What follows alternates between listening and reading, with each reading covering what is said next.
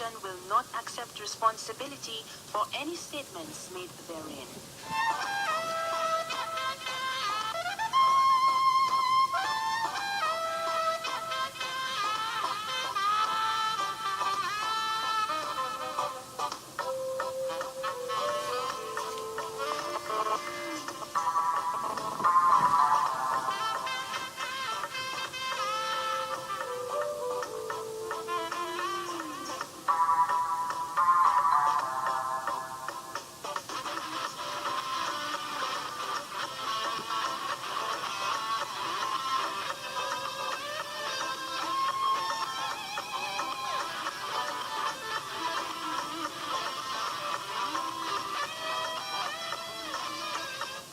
Again, this is Kairi FM, and you're locked on at 28 minutes after the hour of 8 o'clock.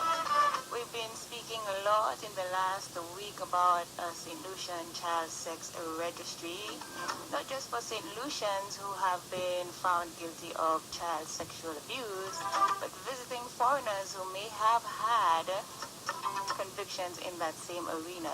This morning, we're speaking with two people who are staunch advocates of such a petition. A little bit later, we'll be speaking to Vincent McDoom, but right now I've got Jerry George on the line. Good morning, Jerry.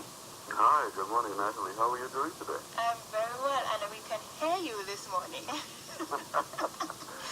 So good to be able to, yesterday we had a series of very strange glitches, and thankfully our technician was hard at work yesterday, and everything worked out just fine. So it's glad to have you on again. I'm happy you got it fixed, because yesterday, walking through town, people indicated that they heard the interview, but they couldn't have heard what I said. Yes. So I'm hoping that we can get through that this morning. Well, I think everyone can hear you now, because you're a lot clearer to me now. Okay, so I think that means we're good. Wonderful. So once again, thank you so much, Jerry, for taking the time out to talk to us this morning.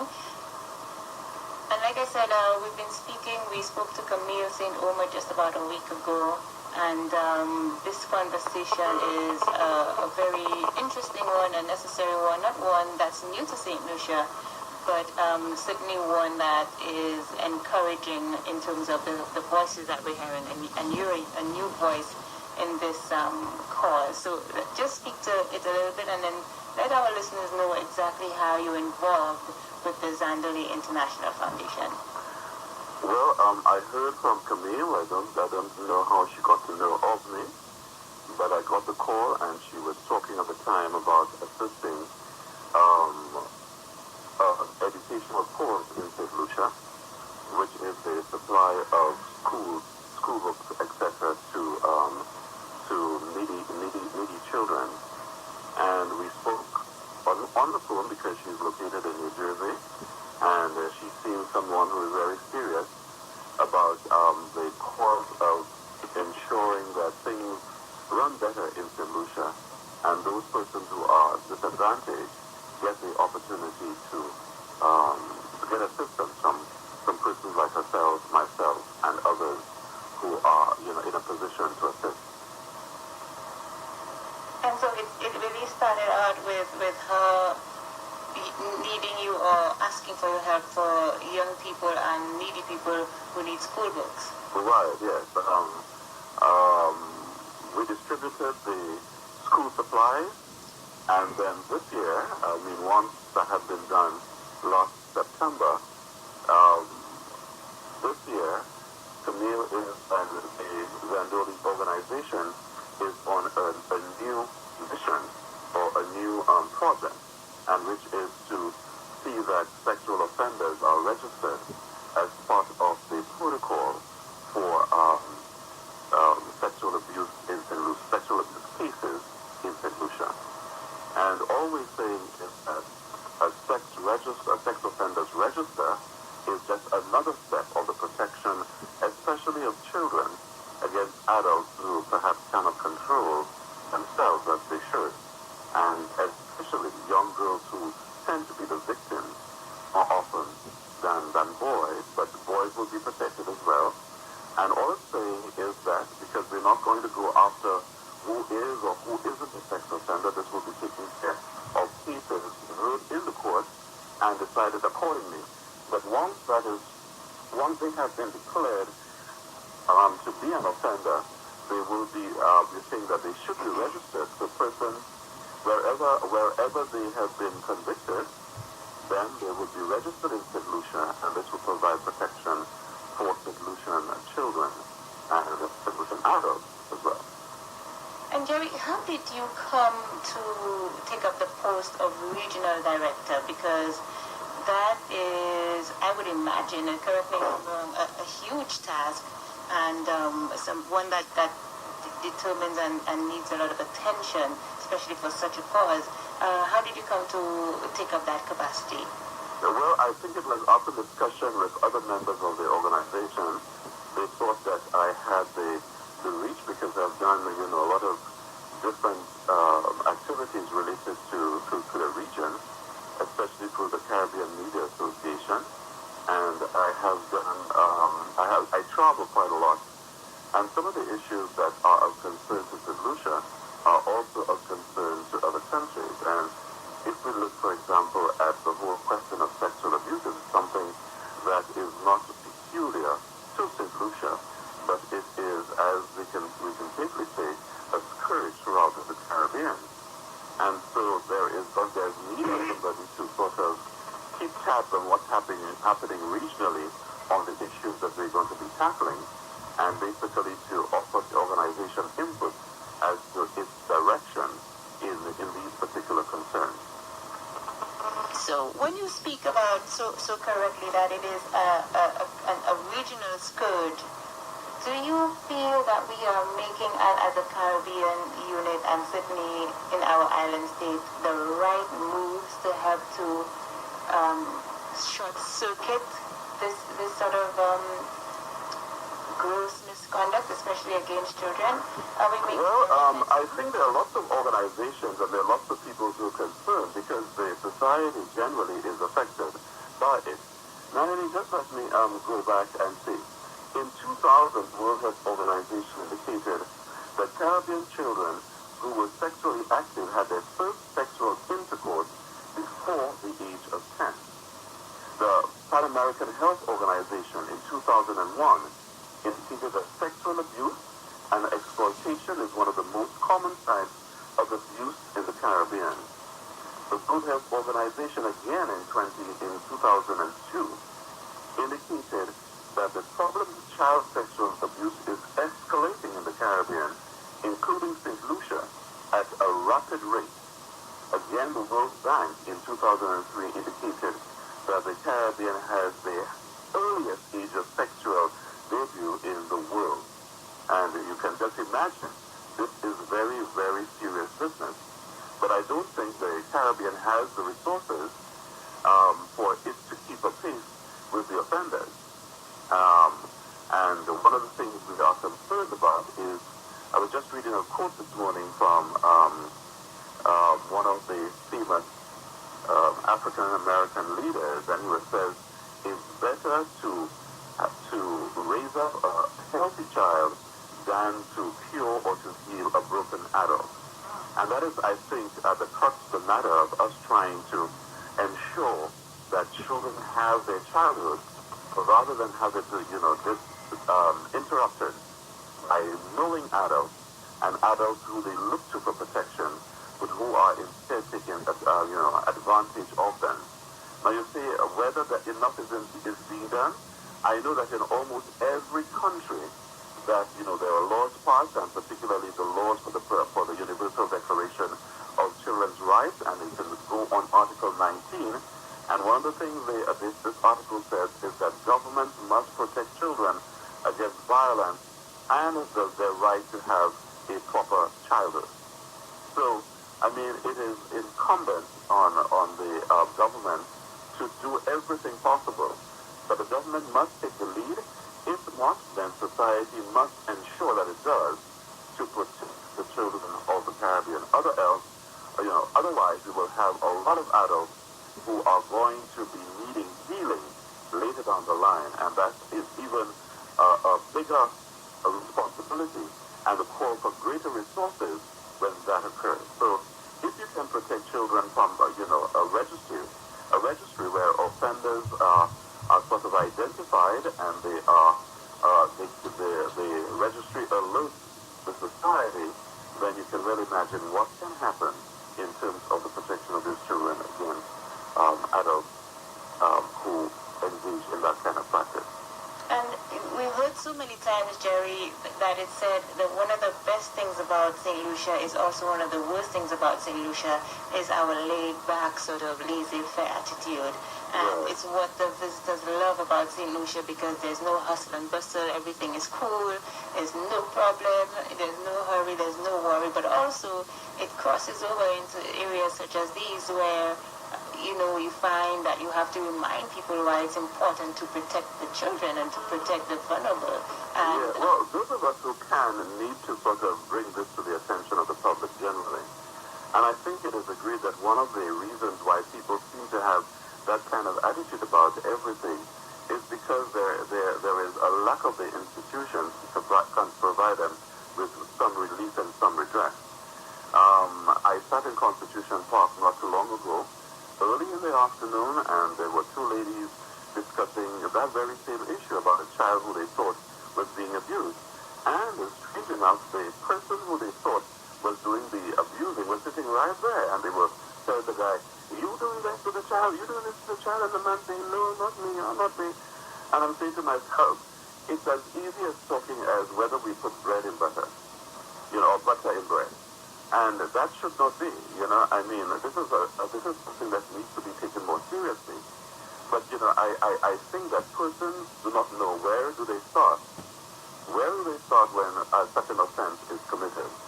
And when they go for some sort of assistance, is their reporting taken seriously? And I think that, having a sex offenders registry simply sends out a sign to persons who are going to engage in this or who have engaged in this before and who have been let loose. Now they know that, more people are watching and more people are aware that they are around, that perhaps we can save a number of children had we not had it. And I think it's a great precaution, and I think that we need to sort of get as much assistance as possible. Now, let me just say, Natalie, this is not the first time that this is being brought to the fore. There are organizations that have been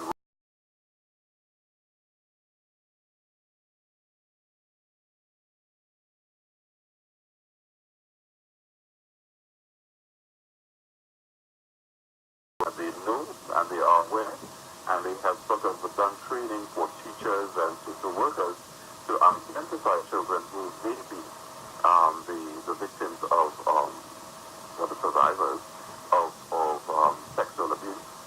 But it is not enough. And as you say, there needs to be, for example, awareness. There needs to be further education. There needs to be advocacy. There needs to be education.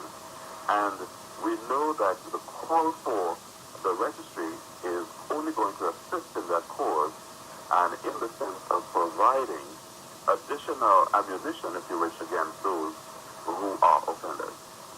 Jerry, I spoke to Ms. Flavia Cherry on Sunday afternoon, and she seemed to think that this particular case, where he speaks to the vulnerable in St. Lucia, specifically St. Lucia's children, needs strong voices that are out in the Senate right now, people who are recognized as role models, figures, high-standing, prolific figures in St. Lucia, to add to the urgency of this situation. Would you agree with that?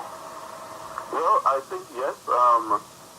That is all part of the strategy for advocacy, because policymakers, ministers of government, public officials, persons who deal directly with such cases, all need to be on board and all need to be singing from the same songbook in terms of, not tolerating, that kind of behavior. But, sexual offender, hello? I'm here, yes. Okay, fine. I'm sorry. I just heard a glitch. Sexual offenders, or if we have a sexual offense act, and if it goes through, what happens is that it also means that sexual offenders will have to get assistance, and that is something that, of course, the people have to see whether it has the resources. Not not to see that it has the resources, but to ensure that resources are put aside for the treatment of, sexual offenders.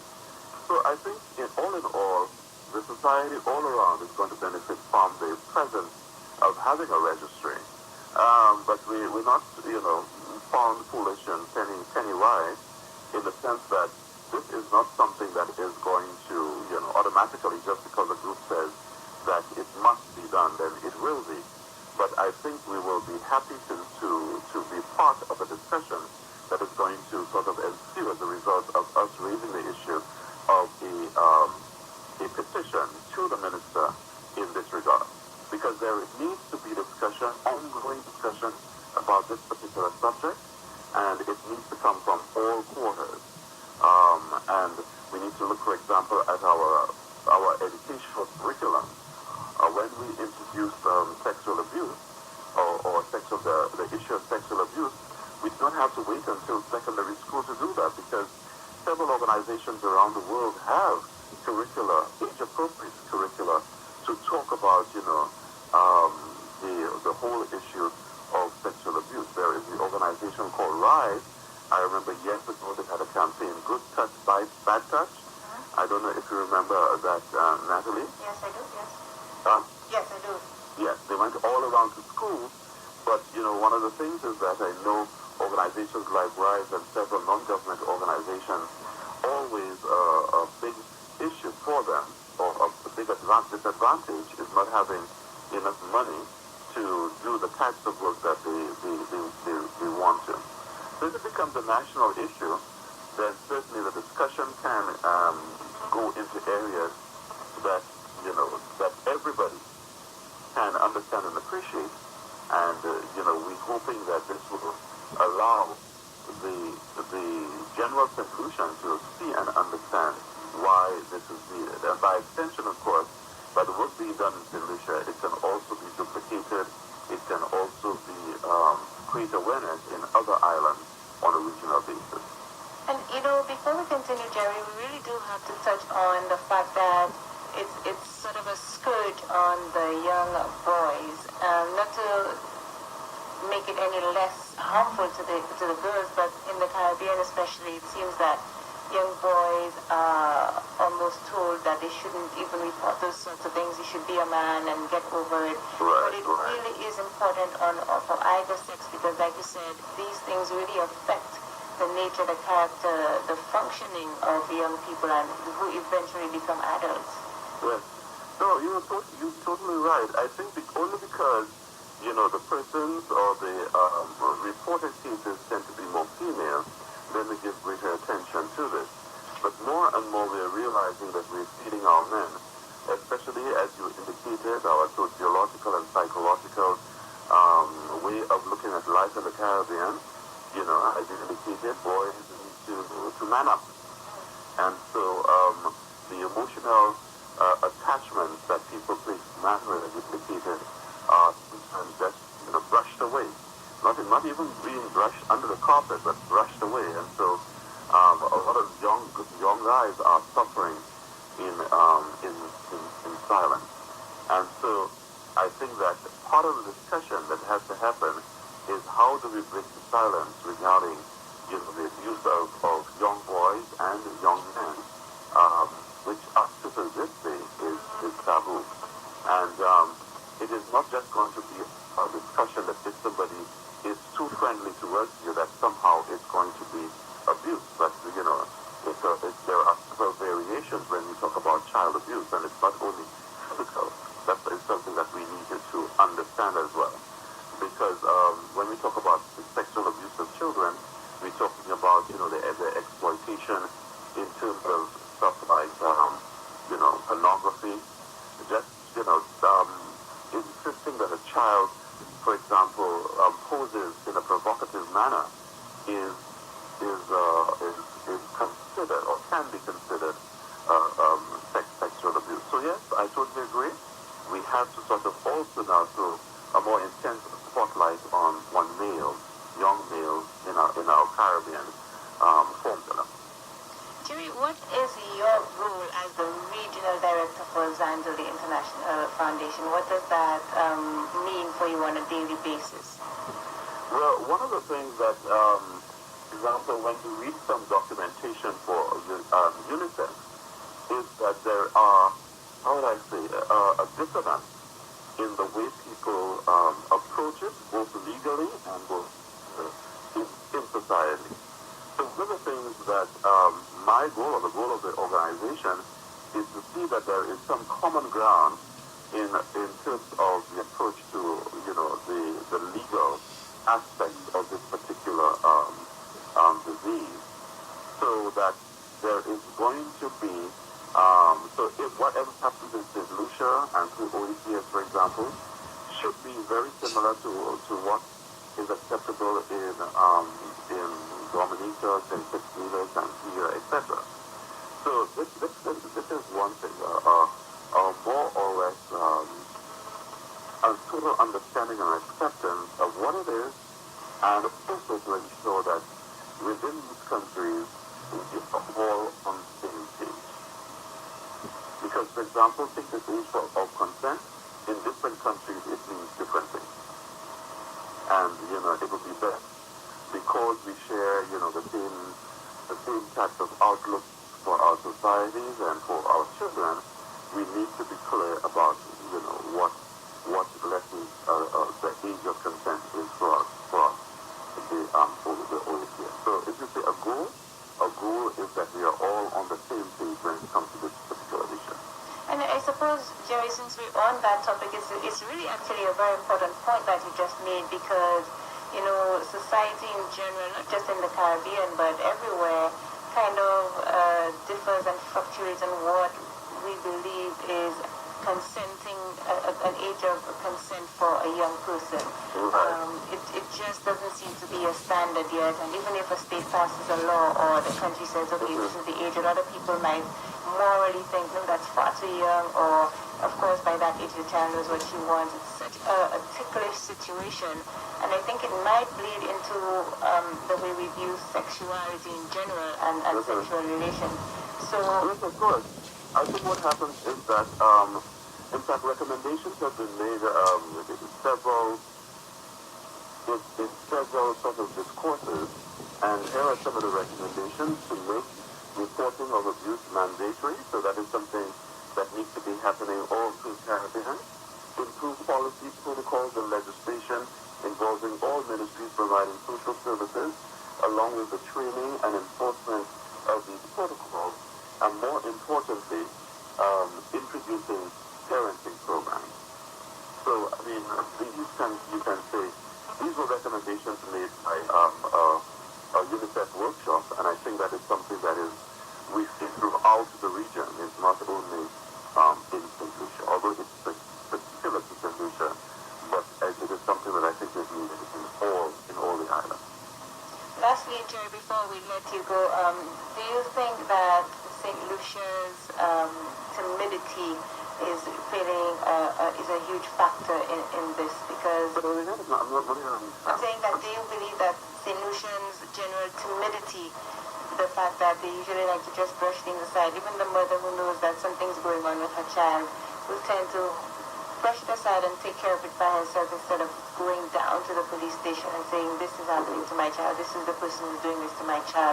And so this sort of national timidity might be a great contributing factor to the reason that there isn't a huge force behind this child sex offender registry happening so far. Of course, I mean, this all calls for paradigm shift, It's not only just about, passing laws and then putting up the registry and doing all the things that we said needs to be done. Society in itself, because I remember the DPP, the Director of Public Prosecution, was saying that one of the biggest barriers to dealing with sexual offending cases is that, the parents themselves prefer to deal with it in their own particular way. And, so we in St. Lucia, we know about what we call the wajma, where persons who are identified as sexual offenders may be willing to pay the parents, especially persons in economically challenged situations, So you pay them off, and that is supposed to be, take care of it. And that speaks also to the situation about the vulnerability, particularly of single household headed families.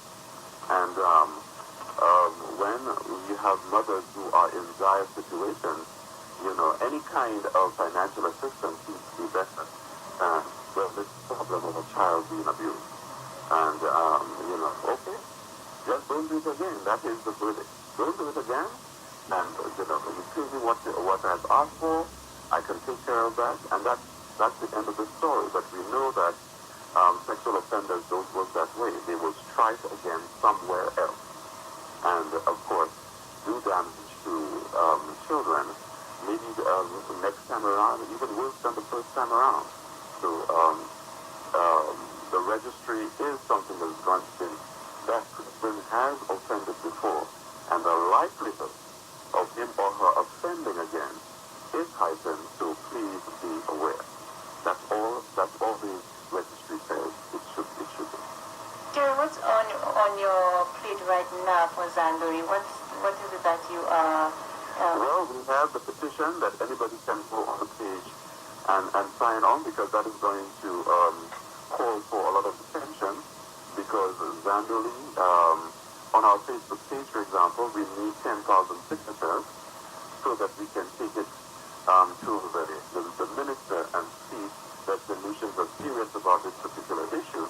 So that is going to keep us busy for a while, but it does not mean that we will be participating in other related issues and to move away from, providing assistance in education, for example, as we have started before, if it is needed.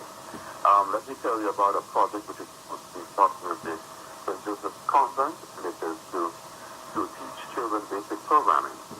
And, all over the world, this has become something that is really necessary in terms of pushing the IT envelope throughout, and especially needed in small developing countries. So this is going to be a pilot project in IT with St. Joseph's Convent, and once that IT project, result of that project is known, then we can move to do some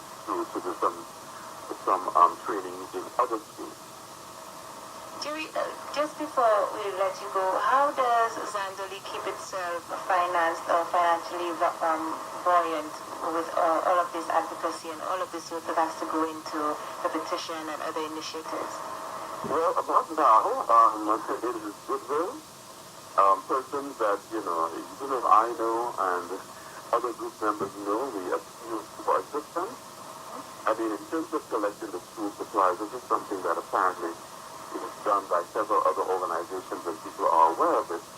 But we are a non-profit organization with the capacity and capability of seeking funds from donors as well as raising our own funding. So that is how it's going to be done. And wherever the issue will rise for us to participate in various things, we will seek donors who have that on their portfolio and on their agenda as well to see how best we can get the funds needed for any particular project. As with, I might say, any NGO, any non-governmental organization. Absolutely. Jerry George, thank you so much. We appreciate your time as usual, and we will be speaking to you again as the petition is ongoing. Camille St. Uma said they have acquired 600 signatures so far, and it doesn't sound like she's ready to stop anytime soon. Okay. All right. Thank you very much for this opportunity, and I hope that we get participation by solutions, and you can go on to zandoli.org to sign up for the petition to ensure that the offenders registry is part of the protocol for protecting our children there in solution. Thanks again. Thank you so much, Jerry. Have a wonderful day. We shall speak again soon. Okay, good. Bye-bye. You heard there from Monroe College's Jerry George and also the Regional Director of Zandoli International Foundation alongside Ms. Camille St. Uber, born St. Lucian but residing in the U.S., who is currently advocating for a public child sex offender registry to help protect our young ones in St. Lucia. It's 3 minutes now on the hour of 9 o'clock. Many thanks again to Mr. Jerry George. Thank you to you for keeping it locked to 93.1 Kairi FM. On the other side of this short break, Vincent McDoom has his views. Keep it locked right ahead.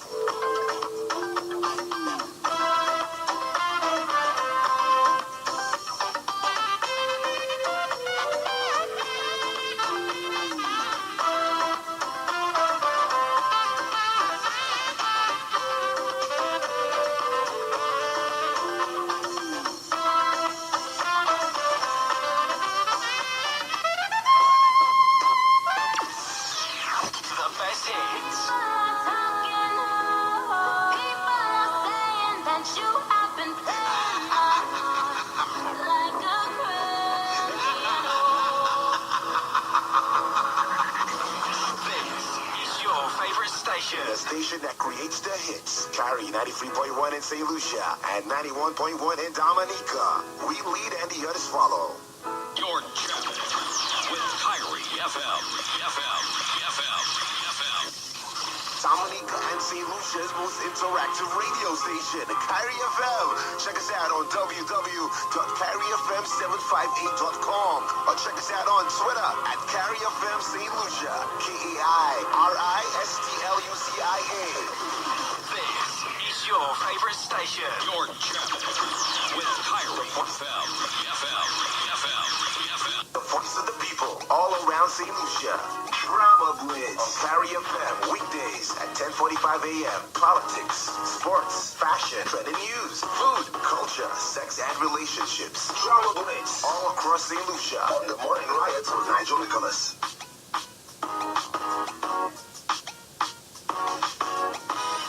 Finding the right advertising package could be a hassle. At Kairi FM, our sales experts can make the task easier. Contact us now at 452-1079 so we can create the right package for you. Let us help you to make your business grow. Call us up at 452-1079. Let's go! Tell me what you want, cash. Show me what you want, cash. Show me what you want, cash. Hey, could be medical emergency, bills and utility. You need to get money and you need it quickly. Applying is easy, straightforward and hassle-free. Job letters and pay slips. Don't forget to ID. Get your money the same day. You hear what I say? Up to $10,000 and be on your way. www.fastcash.com. I say, fast cash your money your way. Tell me what you want, cash. Show me what you want, cash. Show me what you want, cash. Your money your way. The government of Dominica, the Discover Dominica Authority, and Platinum Partner Line presents Dominica's Carnival the Real Mass, January 24th to February 18th, 2015. A historical evolution of pageants, calypso, jump-ups and parades. C'est la vie nous. We invite you to savor the real spirit of festivity. Be a part of Dominica's Carnival, be a competitor. Join the band, revel. Yes, it's a real vibe, it's a real fest, the real mass. C'est la vie nous. January 24th to February 18th. Be there. What is love? Let us all love. Love, the healing power of love. Did you know that by just drinking a cup of rosemary tea, you could take care of your headaches? Or just by drinking a cup of soursop leaf tea, it could take care of your insomnia. The once called soursop grass